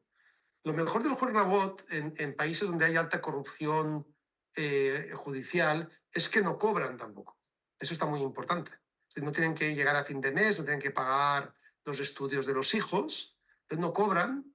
Entonces el juez Rabot en ese sentido es muy interesante en países, como es el caso de toda América Latina, donde la corrupción judicial es uno de los grandes problemas de la democracia, dicho por las grandes organizaciones de derechos humanos, pero particularmente por Transparencia Internacional, ¿no? Que coloca a Bolivia entre los países más corruptos del mundo. Entonces, en países con alta corrupción en el sistema judicial, la eliminación de la decisión por parte de los jueces unipersonales, juzgados unipersonales, tendría, desde mi punto de vista, una enorme ventaja, que es dar más justicia no a quien la puede pagar, sino a quien realmente se la merece. Y aquí se ha hecho casi de noche ya. Ya son casi las 9 de la noche. Así que vamos a ir terminando ya con sus preguntas y sus comentarios para que podamos descansar, etc. A ver, preguntas que tengan, comentarios. Adelante, por favor, Telma. Manera de comentario, doctor, ¿y qué sucede con el título? Porque había una noticia, no recuerdo muy bien la fuente, donde han desestimado la decisión de la inteligencia artificial por no cumplir con las formalidades que exige que una sentencia debería tener, que es la autoridad debería de ser un titulado en derecho. Ya, bueno, pero esos son elementos formales que pueden perfectamente superarse. De hecho, en Estonia, por ejemplo, se ha superado. En Estonia, como he dicho, ahora mismo los jueces, los casos de reclamación de menos de 7.000 euros van todos por el juez robot. Entonces, eso significa simplemente es una adaptación del derecho a la nueva realidad. No le veo absolutamente ningún problema. Otra cosa es que tu caso, que puede plantear la inteligencia artificial, pueda ser revisado. Por supuesto que sí. Es decir, claro que todos los casos requieren una posibilidad de poder ir a una segunda instancia. Yo creo que esa segunda instancia sí tiene que ser colectiva, no puede ser unipersonal. Sinceramente no creo en los jueces unipersonales, creo que todos son problemas respecto a los jueces unipersonales. Tiene que ser colectiva y ahí se podría revisar si ha habido, por ejemplo, algún sesgo por parte de la inteligencia artificial. Porque la inteligencia artificial también puede eliminar los sesgos. La inteligencia artificial no elimina el ruido. Perdón, elimina el ruido, pero no los sesgos. Es decir, si la mayor parte de los condenados a pena de muerte son negros, para la inteligencia artificial que seas negro implica que puedes ser condenado a pena de muerte. ¿Ves? Entonces ese sesgo puede aparecer. Nosotros tenemos que eliminar esos sesgos. Se eliminan no incorporando esa información en la inteligencia artificial, no incorporando información racial, no incorporando información de género, no incorporando información, por ejemplo, de clase social. Nosotros podemos ir limitando, eliminando esos sesgos. Pero si fuéramos con toda la información, también saldría sesgada la decisión de la inteligencia artificial. Lo que saldría es impoluta en ruido, es decir, higiénica, ¿verdad? Entonces, eliminando el ruido y bajando los sesgos, la inteligencia artificial, el juez robot o la jueza robot, nos da una solución y esa solución, en todo caso, esa sentencia, que sería una sentencia formal como sentencia, porque recuerden que la inteligencia artificial maneja el derecho mejor que el juez. El principio iura novit curia, es decir, el principio que el juez conoce el derecho, es una falacia. No hay ningún juez que conozca todo el derecho, eso es imposible. No existe, no hay capacidad cognitiva para conocer todo el derecho. Pero la inteligencia artificial no tiene ese problema, conoce todo el derecho. Por lo tanto, para la inteligencia artificial, el principio iura novit curia sí funciona. Solo tenemos que programarlo con la normativa vigente. Y automáticamente la inteligencia artificial asume ese conocimiento y lo aplica al caso que estamos viendo. Y te fabrica tu sentencia. En Estonia te fabrica tu sentencia con tu nombre, apellidos, fundamentos de hecho, fundamentos de derecho y decisión final. Elementos probados, decisión final. Y tienes tu sentencia. Solo que, claro, efectivamente no tiene un título porque no necesita un título, porque no es una persona, no necesita un título. No necesita formarse como nos formamos nosotros, necesita que la formen. Pero yo estoy convencido que ese es el futuro del derecho. Gracias, doctor. Afortunadamente, para que todos podamos tener una aplicación del derecho mucho más justa y mucho más democrática. Y una interpretación del derecho adecuada. En la interpretación constitucional nunca la decisión podrá tomarse por parte de la inteligencia artificial porque, como he explicado antes, la interpretación constitucional es valorativa, es política. Lo que podemos es ayudarnos en la inteligencia artificial para descartar los candidatos negativos y positivos y para centrarnos en los candidatos neutros. Eso sí lo podemos hacer. Pero desde luego no para tomar la decisión final. Por eso, para mí, un sistema de justicia que funcionara bien sería aquel que las decisiones de la aplicación del derecho se tome por la inteligencia artificial o los algoritmos de acuerdo con los elementos que hemos ido probando y que el juez que controla la situación va incorporando en la inteligencia artificial, en la programación, en primer lugar. En segundo lugar, que esa decisión puede ser revisada por un tribunal de revisión que pueda volver a plantearlo el caso y pueda tomar una decisión diferente, una segunda instancia. Y en tercer lugar, esto solo se va a aplicar a la interpretación legal, no a la interpretación constitucional. La interpretación constitucional, como es valorativa, va a tener que aplicarse siempre por elementos valorativos, es decir, por un equipo de personas, como es el sistema de control concentrado, y solo se va a poder apoyar en la inteligencia artificial para poder descartar candidatos positivos y negativos.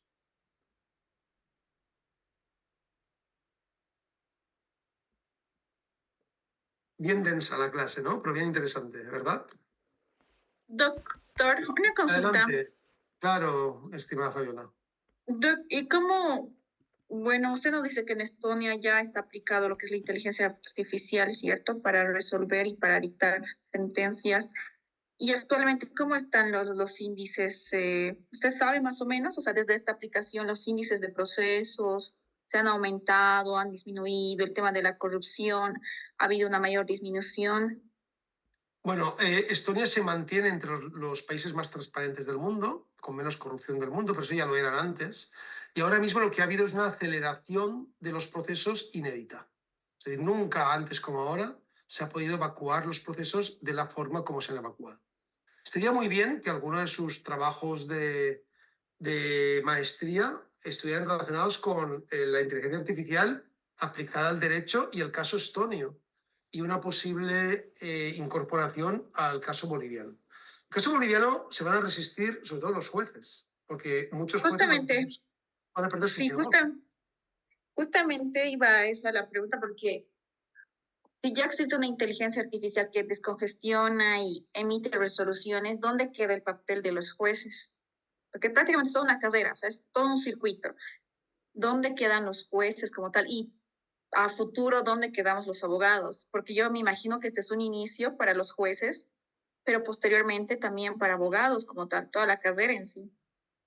Bueno, vamos a ver, en primer Y la sana crítica, ¿dónde queda la lógica, la experiencia de los jueces? En primer lugar, eso de la sana crítica, no sé, nunca he sabido muy bien qué es. Es decir, no, yo creo que son elementos, son místicos, ¿no? La sana crítica, porque de los jueces y no la sana crítica de mi mamá. Mi mamá tiene mucha más sana crítica que muchos jueces que yo he conocido. O sea, no, eso no. Pero con independencia de eso, los jueces en primer lugar quedan en un lugar muy interesante, que es en la supervisión del proceso. Ellos supervisan el proceso. Ellos, por ejemplo, incorporan cuando la prueba ha sido validada o no, incorporan los elementos valorativos, probatorios y los elementos sustantivos. Eso lo hacen los jueces. Entonces, los jueces tienen una responsabilidad importante a la hora de introducir la información. Y luego también los jueces quedan en las salas de revisión.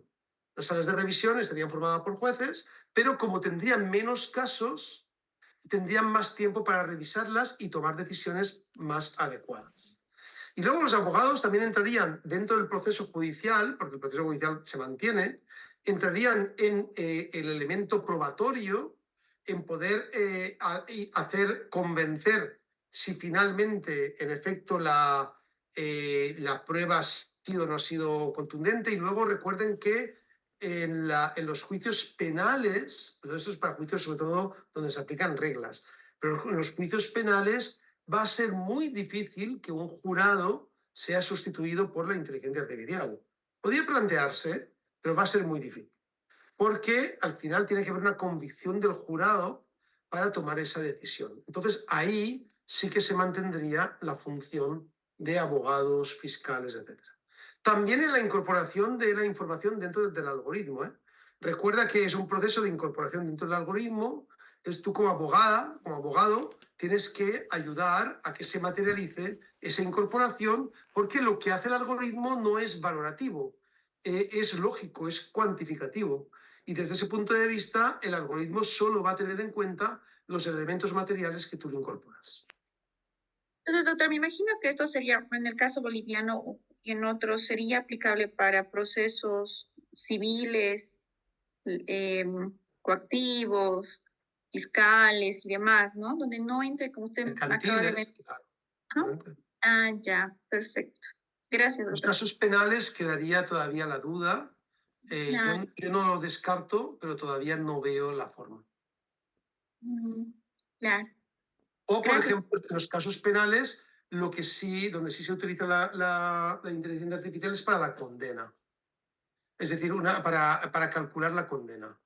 Es decir, una vez ya has determinado que la persona es una persona es culpable, con todos los elementos que tú has incorporado, la inteligencia artificial valora los elementos y dice que la condena sería 3 años para esta persona o 5 años para otra. Pero no habría ruido de nivel, porque para todos los casos sería la misma condena.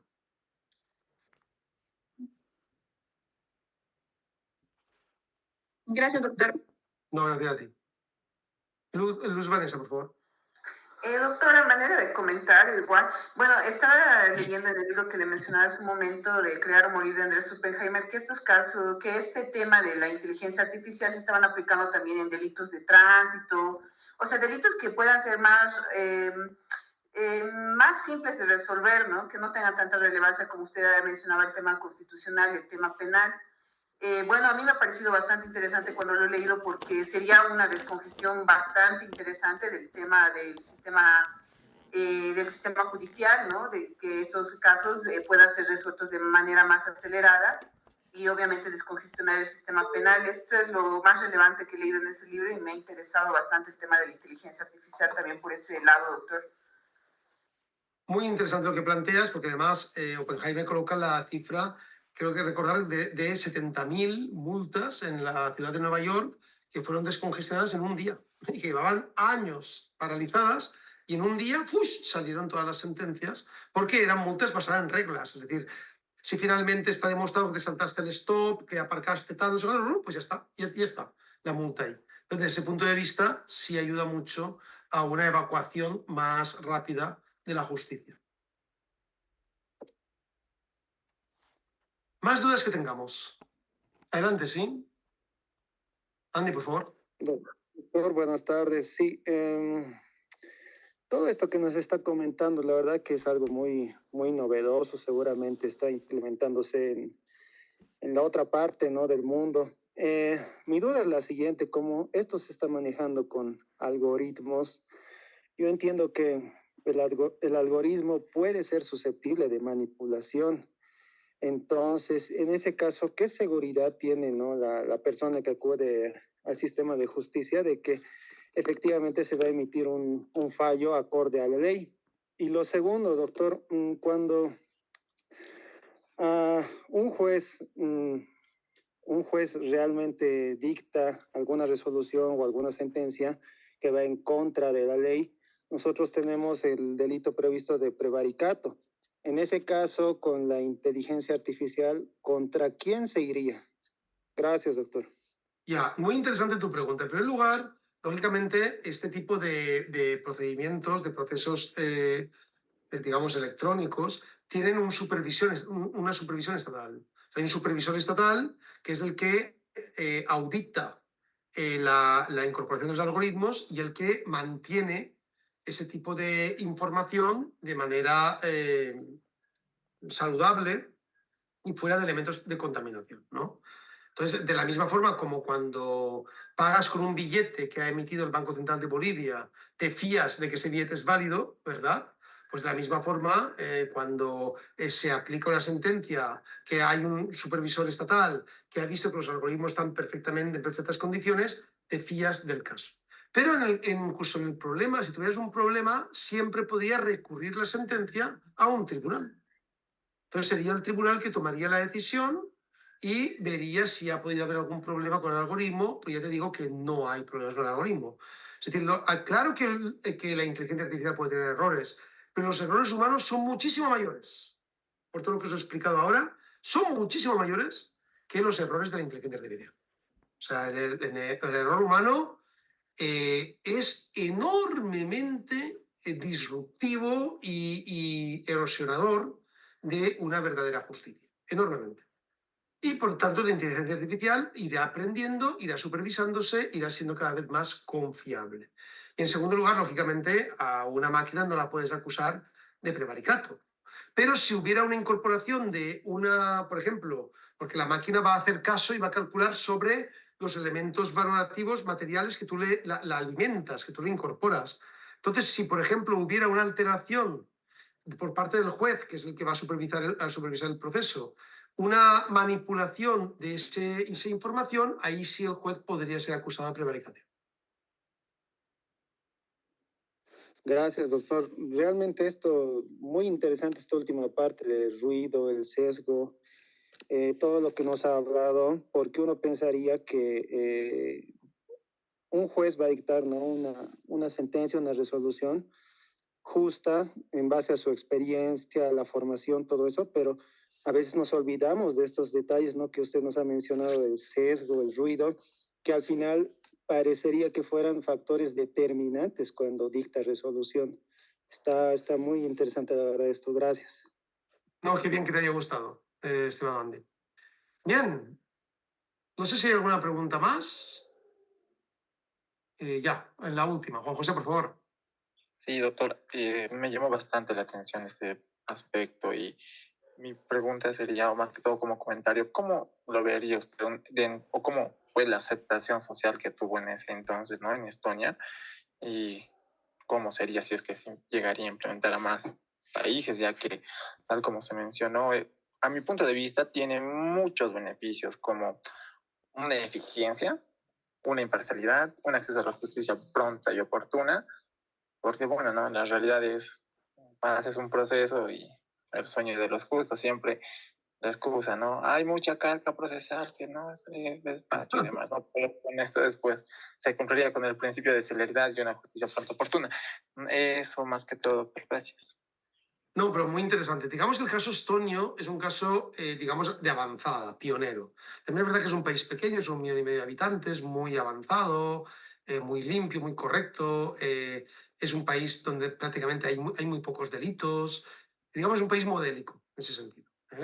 Pero vale la pena conocerlo, por cierto, el sistema. Pero lo que hay que ver es cómo se está avanzando la implementación de la inteligencia artificial en el resto del mundo.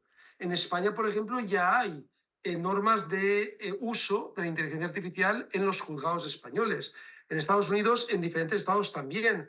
En Canadá también. Entonces, yo lo que les pido es que hagan un seguimiento de este uso porque año tras año va avanzando su uso. Y es un tema de tesis muy interesante para cuando hagan el doctorado, porque cuando dentro de 2 o 3 años, cuando esté en una tesis doctoral, ya estará muy avanzado el asunto, porque avanza a pasos de gigantes, y desde luego podrán hacer una tesis doctoral pionera también. Bien, queridas amigas y amigos, aquí son las 9 de la noche, es tardísimo ya es casi de noche del todo. Anochece un poquito más tarde porque estamos en pleno verano, entonces aquí en el norte se hace un poquito más tarde de noche. pero hemos trabajado muy bien hoy, hemos cumplido el horario, hemos cumplido la materia, hemos estado participando, hemos tocado temas muy interesantes.